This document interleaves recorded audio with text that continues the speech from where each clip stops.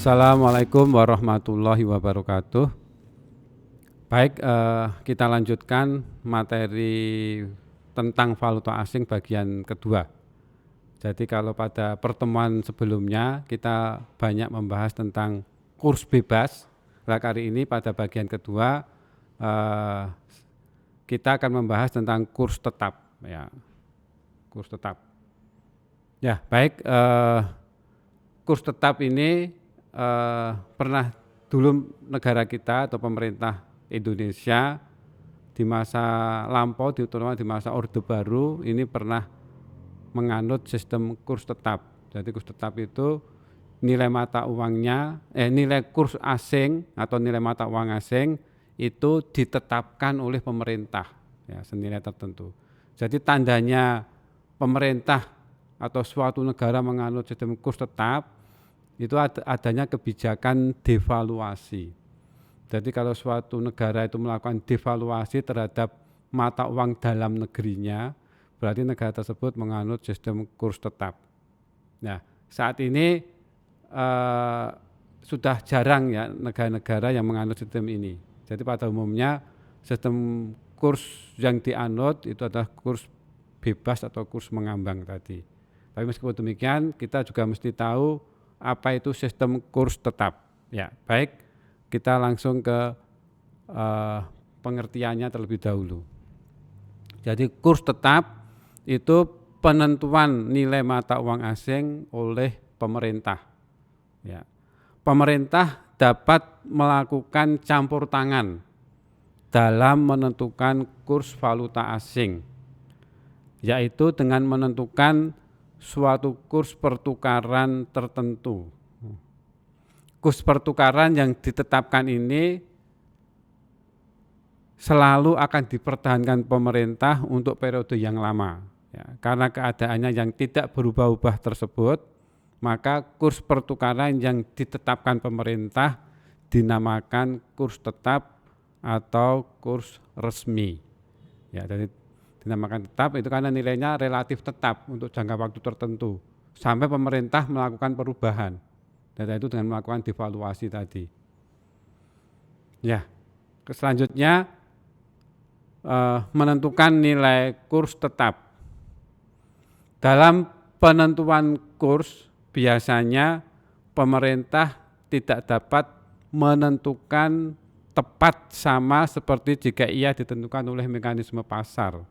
Ya. Ini berarti pada umumnya kurs yang ditetapkan pemerintah itu bisa lebih tinggi atau disebut overvalued atau lebih rendah disebut undervalued. Lebih tinggi atau lebih rendah nilainya daripada kurs yang akan wujud apabila ia ditetapkan oleh mekanisme pasar. Jadi penetapan kurs ini tetap mengacu pada mekanisme pasar. Jadi nanti akan berada di sekitar nilai pasarnya. Jadi kalau di atas harga pasar maka itu overvalued. Kalau di bawah harga pasar undervalued. Ini. Ya, selanjutnya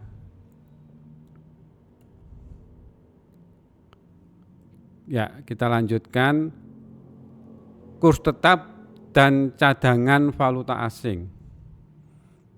Apabila kurs yang ditetapkan bersifat overvalued, jadi overvalued ini mata uang dalam negeri dinilai terlalu tinggi. Mata uang dalam negeri dinilai terlalu tinggi. Jadi kalau overvalued itu justru harga mata uang asing ini harganya tinggi. Jadi apabila kurs yang ditetapkan bersifat overvalued, maka akan menyebabkan permintaan valuta asing melebihi penawarannya. Jadi saya ulangi, jadi kalau overvalued itu harga mata uang asing justru rendah, ditentukan rendah. Harganya rendah, maka permintaan akan meningkat, menyebabkan permintaan valuta asing melebihi penawarannya. untuk memenuhi kelebihan permintaan ini, pemerintah harus bersedia menjual valuta asing yang dimilikinya pada harga yang ditetapkan. Ya, jadi saya ulangi, kalau overvalued harga mata uang asing itu justru cenderung rendah, harganya rendah. Maka mata uang dalam negeri itu menguat, dinilai terlalu tinggi, nilainya tinggi. Ingat, jadi kalau mata uang asing itu harganya tinggi, itu berarti cenderung tinggi, berarti nilai mata uang dalam negeri itu lemah. Sebaliknya kalau harga mata uang asing itu cenderung rendah, maka berarti nilai mata uang dalam negeri itu menguat. Ini. Jadi sebagai gambaran tentang antara dolar dan rupiah. Jadi kalau harga dolar itu semakin tinggi, harganya naik, itu berarti rupiah itu melemah. Jadi rupiah melemah di hadapan dolar. Tapi sebaliknya kalau harga dolar itu turun, harganya murah, itu berarti rupiah menguat. Ini. Ya, sebaliknya jika pemerintah menetapkan kurs bersifat undervalued, keadaan ini menyebabkan penawaran valuta asing melebihi permintaannya. Ya. Jadi kalau undervalued itu justru harga mata uang asing itu cenderung tinggi, harganya tinggi. Ya, kalau harganya tinggi, maka penawaran valuta asing akan melebihi permintaannya. Pemerintah, maka di sini konsekuensinya pemerintah harus membeli kelebihan penawaran valuta asing pada harga yang ditetapkannya. Nah, ini konsekuensi dari sistem kurs tetap. Jadi bisa terjadi overvalued, pemerintah harus menjual valuta asing yang dimilikinya.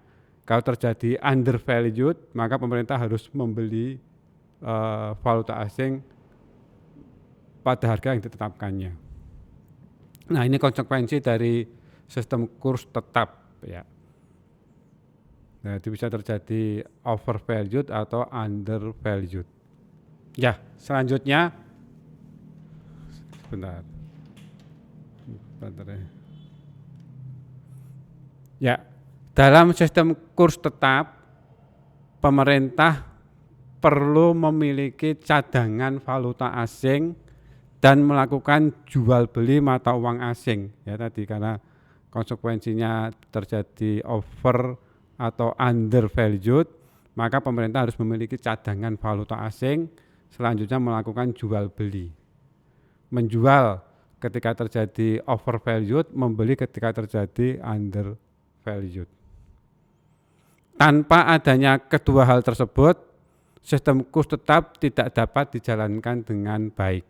Jadi dengan demikian sistem kurs tetap ini menuntut pemerintah untuk memiliki cadangan valuta asing. Ya, kita lanjutkan. Implikasi penggunaan sistem kurs tetap. Ya, jadi jika kurs tetap itu overvalued, ya, ditetapkan dinilai terlalu tinggi, di mana harganya itu murah, harga valuta asing ditetapkan rendah, maka permintaan melebihi penawarannya. Ini implikasinya. Yang kedua, pemerintah harus menjual mata uang asing. Ketiga, pasar gelap akan timbul jika pemerintah tidak mampu memenuhi kelebihan permintaan. Akan terjadi pasar gelap valuta asing. Kedua, jika kurs tetap itu undervalued, jadi harganya ditetapkan tinggi, atau artinya mata uang dalam negeri dinilai terlalu rendah, maka penawaran akan melebihi permintaan. Pemerintah harus membeli mata uang asing harus membeli mata uang asing tadi, karena penawarannya melebihi permintaan. Ya, ini implikasi dari penggunaan sistem kurs tetap. Selanjutnya, perdebatan antara kurs tetap dan kurs mengambang. Jadi mana yang lebih baik, kurs tetap atau kurs mengambang? Jadi masing-masing memiliki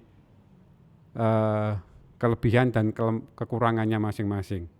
Ya, jadi ini sekarang kita lihat kurs tetap dulu, kelebihannya atau kebaikannya. Pada kurs tetap, pertama itu menimbulkan suasana kepastian dalam perdagangan luar negeri. Dua, mengurangi spekulasi terhadap jual beli valuta asing. Tiga, menstabilkan harga-harga di dalam negeri. Kritik terhadap kurs ini, sistem kurs tetap, itu adalah kenyataan sejarah menunjukkan bahwa sistem kurs tetap pada waktu-waktu tertentu harus melakukan perubahan yang besar terhadap kurs mata uang asing. Hal ini lebih menimbulkan ketidakpastian. Jadi meskipun pemerintah itu sudah menetapkan kurs tetap untuk jangka waktu tertentu dan waktu yang lama yang tidak berubah, tapi kenyataannya seringkali pemerintah melakukan devaluasi tadi. Jadi devaluasi ini juga terkait dengan kondisi perekonomian dalam negeri dan juga perekonomian global. Maka ini memaksa pemerintah harus melakukan devaluasi. Jadi kalau ini sering dilakukan, maka kurs tetap tadi ya sering mengalami perubahan. Jadi maka kalau sering berubah berarti tidak ada kepastian, menimbulkan ketidakpastian.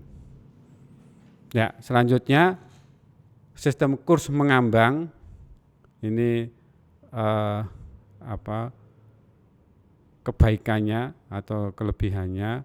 Kurs mengambang pun juga bisa menimbulkan kepastian meskipun sering berubah-ubah nilainya, kemudian mengurangi spekulasi, dan yang penting yang membedakan dengan kurs tetap, pada sistem kurs mengambang ini tidak memerlukan cadangan valuta asing. Jadi tidak perlu adanya cadangan valuta asing.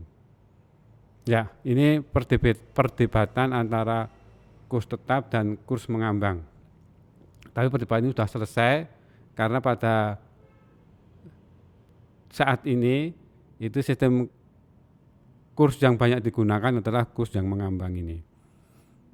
Ya, baik, selanjutnya masih tentang kurs tetap dan devaluasi atau revaluasi.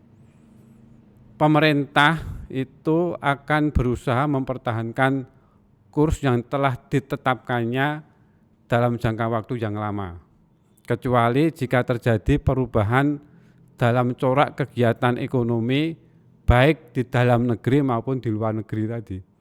Jadi kalau terjadi corak perubahan ekonomi, maka ini memaksa pemerintah harus melakukan kebijakan devaluasi atau revaluasi.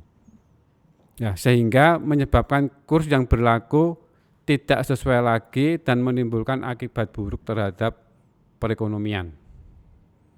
Ini maka harus dilakukan kebijakan devaluasi misalkan. Inflasi, kenaikan upah pekerja di dalam negeri, dan perkembangan produktivitas yang pesat di luar negeri merupakan beberapa faktor yang menyebabkan mata uang suatu negara overvalued sehingga dapat berakibat berkurangnya cadangan valuta asing, kemudian pertumbuhan ekonomi lambat atau menurun, kemudian defisit neraca pembayaran. Ini sehingga ya harus ada kebijakan devaluasi misalkan.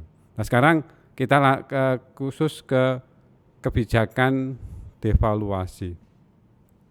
Dan yang dimaksud devaluasi itu adalah tindakan pemerintah untuk menurunkan nilai mata uang dalam negeri terhadap mata uang asing. Jadi menurunkan nilai. Jadi justru harga mata uang asing itu dinaikkan. Nah dulu di masa lalu pemerintah terutama di masa Orde Baru sering melakukan kebijakan ini karena menganut sistem kurs tetap. Devaluasi itu dipandang sebagai langkah terakhir dalam mengatasi masalah di sektor luar negeri, ya, karena ini sebagai tindakan yang katakanlah tidak populer, seperti halnya pemerintah menaikkan harga BBM, ya. Karena merugikan konsumen, harga barang impor naik, merugikan pihak-pihak yang berutang ke luar negeri, merugikan partner dagang negara yang melakukan devaluasi.